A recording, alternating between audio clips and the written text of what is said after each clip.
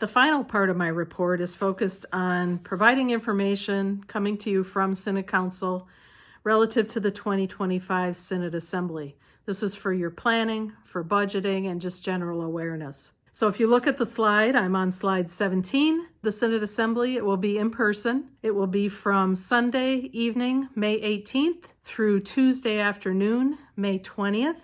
We will be meeting at the Comfort Inn and Suites in Mount Pleasant, Michigan, under the theme of Living a Life Worthy of Our Calling. This will include a Synod Bishop election, as well as other elections and approval of resolutions and memorials that may come in, and other business. The registration fees and the hotel rates are shown for your budget planning. We are keeping the fees the same as our last in-person Synod Assembly that took place in 2023. So early bird registration for voting members and visitors will be $200. For retired rostered ministers will be $150. If you wait and register by the final deadline, and these deadlines haven't been set yet, the cost of the registration will go up to $225, and for retired rostered ministers, it will be $165.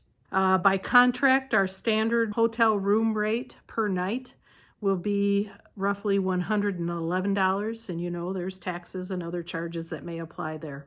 That's a slight increase from 2023, but still pretty cost competitive. If I move to slide 18, I mentioned we have a Synod Bishop election. The bishop of our Synod is elected to 6 years and may be re-elected. This comes from the Model Synod Constitution, so this applies to all Synod bishops across the ELCA. So our bishop role is not term limited. That was a misunderstanding, I believe, across a few people. So I want to make it clear, we do not have term limits for any of our Synod officers as per the Model Synod Constitution. So our bishop is eligible, possibly available. That decision is still in discernment. But with that knowledge that we have an eligible bishop that could run for a new term, we will be electing our bishop by the ecclesiastical ballot at our Synod Assembly. We will not have a pre-nomination process ahead of the Synod Assembly. We will do the straight ecclesiastical ballot, and that is consistent with how we have led all but one Synod Bishop election, and it is consistent with how we led the last Synod Bishop election in 2019. If you look at the graphic on this slide, and again I'm on slide 18, this shows what the flow of the Synod Bishop election should look like, and the timing of when key activities will happen according to the Constitution, the plenaries and the days, and again these are early estimates, but it gives you a feeling for how the bishop election should flow.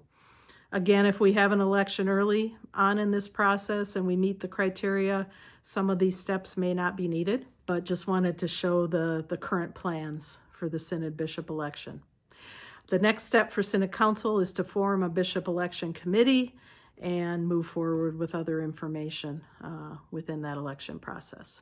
Moving to slide 19, one of the other topics of conversation at our 2023 Assembly was tied to the cost and also tied to use of in-person versus the remote Zoom Synod Assembly format. So for awareness, the Synod Council has worked to pull information together so that you have more information at your fingertips to understand the cost of conducting a Synod Assembly remotely, like we're doing this year via Zoom, versus gathering together in community in person like we did in 2023.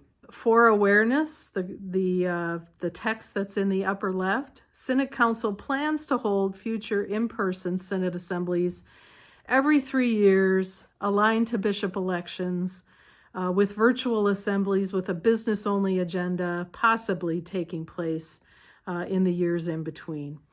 We may decide that it's important to have an in-person assembly for whatever reason without a bishop election, But just, as we need to be fiscally responsible as a Synod Council as we make these decisions, just want to be very clear that we are looking at remote assemblies in combination with in-person assemblies moving forward. The final decision on whether a particular assembly will be in person or remote will be made by Synod Council as we are closer to, that particular assembly. Of interest for you and Synod Council as well, as we debate and decide the format to be used each year for a Synod Assembly, we've got 2 good recent years of data to look at. So in the upper right-hand graphic on this slide, you can see the cost of the most recent in-person assembly in 2023 and the cost of the most recent remote Synod Assembly in 2022. And as you would expect, a remote assembly is much less expensive to conduct than an in-person assembly. And the cost of the in-person assembly is not just focused on what the Synod covers. It's also the cost to our congregations and voting members who may need to pay their way to gather in community. So you can see for the remote Synod Assembly, the registration cost combined of all who attended, and there were roughly 142 that registered for that assembly, $4,250 came in through registrations. There was no cost for hotel, no cost for food, that kind of thing. A little bit of food for those that gathered to lead that assembly. But from the voting member perspective, the only cost was registration. For 2023, voting members had the cost of registration. We had 195 estimated that registered for that in-person assembly last year. So the combined registrations were 40,550. And then in addition, congregations had to cover hotel rooms for those that came from far away and needed that overnight stay. That was an additional $35,144 that was spent. So a total of $75,694 was spent by those who came to the 2023 Synod Assembly. In addition, the Synod needs to cover other expenses like the technology, the meeting room, food, worship, guests, childcare, etc. Those expenses are much higher for an in-person assembly than they are for a remote Synod Assembly, and you can see those costs at the Synod level. So taking the revenue from registration, that is used to help offset the outlay that the Synod needs to provide to run the Synod Assembly, to conduct it. So the delta between the revenue coming in through registrations and the expenses that the Synod has to conduct the assembly is shown as the difference. And in general, you can see at the bottom of the slide, a 10-plus year trend, there's a deficit. The Synod supplements the cost of the assembly, whether it's remote or in person, because the registration fees would need to be raised significantly to get to a cost-neutral Synod Assembly.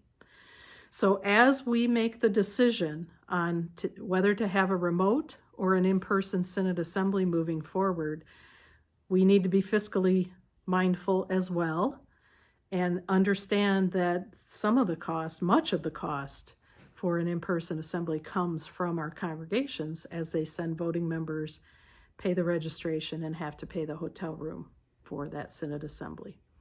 So I thought it was very important to provide this additional information on the cost of these Synod Assemblies. So moving to my final slide, I just want to say thank you. We are an active Synod led by extremely gifted leaders, and our work continues as we use our gifts and talents to participate in Christ's own work of reconciling the world to God's very self. Thanks be to God for all of you, and thank you for the time in listening to my report.